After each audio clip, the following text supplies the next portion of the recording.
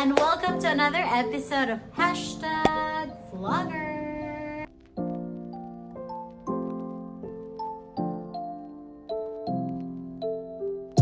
For today's video, we will be doing another review. This package is given by Shulammite, the beauty of transformation. So thank you very much, Shulammite Health and Wellness, for giving this package to me.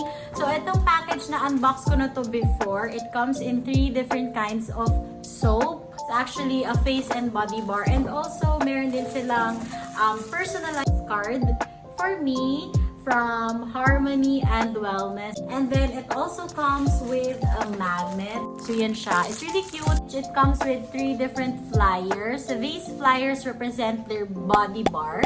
Ito yon. Ito yung tatlo. First one is this orange peel and glutathione face and body bar. So it says here sa kanilang packaging, this is dermatologist tested and clinically proven. So tatlo yan. Dali mo ma-differentiate kung alin dito yung pang-exfoliate, kung alin dito yung pang-whiten, and kung alin dito yung pang-acne soap. Right, so what I did was to try their carrot soap. Isa-isay ko muna sa inyo kung ano-ano ba yung mga binigay nila sa akin. The first one is this orange peel L-glutathione face and body bar.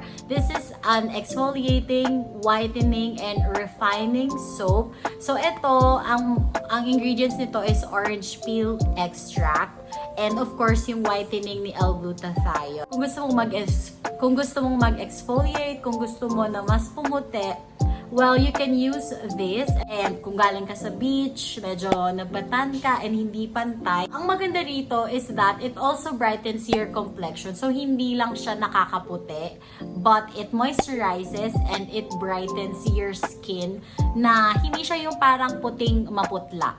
The next one is this placenta soap. So ito, isa rin to sa mga pinaka-binibili sa Watsons because it has argan oil and pearl. Ito yung kine-claim nila as their rejuvenating bar. So bakit rejuvenating bar? This soap makes your skin look younger. It claims that it reduces your wrinkles, kahit yun sa mga wrinkle-prone areas mo. Also, it blemishes your dark spots. Itong Shulammite Placenta Soap with argan oil and pearl is the perfect one for you, lalo na kapag, syempre, when we age. I think you can buy this product sa Watsons, and I'll just link their webpage dito para makabili kayo. Ilalagay ko na lang din dito sa video yung kanilang shop para makita ninyo, and also meron din sila sa Watsons. So ilalagay ko na lang lahat yon dito. The next soap that I've tried is this one. Ito yung Shulammite Carrot Soap. So bakit ba ito yung trinay ko out of these 3? Kasi right now, sabi ko nga sa inyo, nagkakaroon ako ng breakout because of maskne, nagkakaroon ako ng mga pimples down here, sa baba, sa neck. So this carrot soap, it helps fight our skin problems. So kung may mga pimple ka, whiteheads, blackheads, lahat yan. I've tried this for 1 week, and right now, ayan, medyo okay naman yung face ko, di ba? Parang meron pa rin mga dark spots sa leeg ko lalo, but naglighten siya based on my observation. I'll just show a before and after photo para mas makita ninyo what's inside. Ito, ipakita ko sa inyo. Yan. So ito yung packaging niya. If you're familiar with Kojisan, para siyang ganon. It's a rectangular bar, ganyan, and yung smell niya iba sa Kojisan. Yung Kojisan kasi medyo matapang yung amoy niya. This one smells really good. Amoy creamy na orange. Ganyan yung amoy niya. Plastic, tanggalin natin para pakita ko sa inyo. Ito.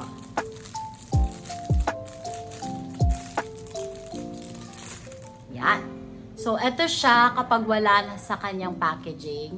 Orange din, and sobrang bango talaga. As in, ang bango, in fairness. So, meron lang ditong nakasulat na Shulammite Carrot Soap. And I can say, talaga na in 7 days, naglighten yung mga dark spots sa neck ko. And ang maganda kasi dito, lahat ng skin problems mo, o yun nga, yung mga blackheads, whiteheads, and yung oily skin.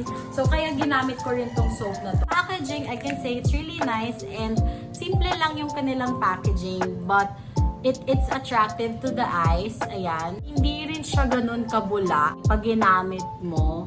So, I use a towel para ma-exfoliate ko na rin yung skin ko using this. Tingnan natin sa package. Lahat siya color orange. Ito is parang darker version lang.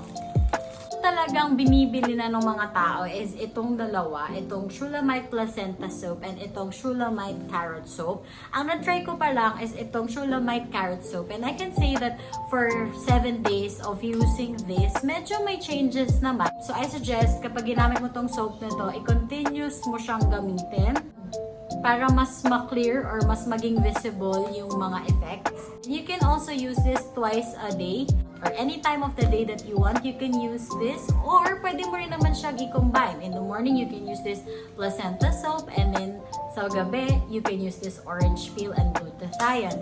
So, I guess that would be all for today's video. That's it for today, and I hope that you guys enjoyed. Again, if you guys have comments, messages, or feedback, message me or comment down below.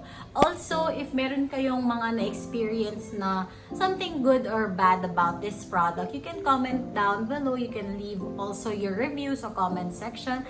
And that's it. Thank you guys for watching, and I'll see you on my next vlog. Bye-bye.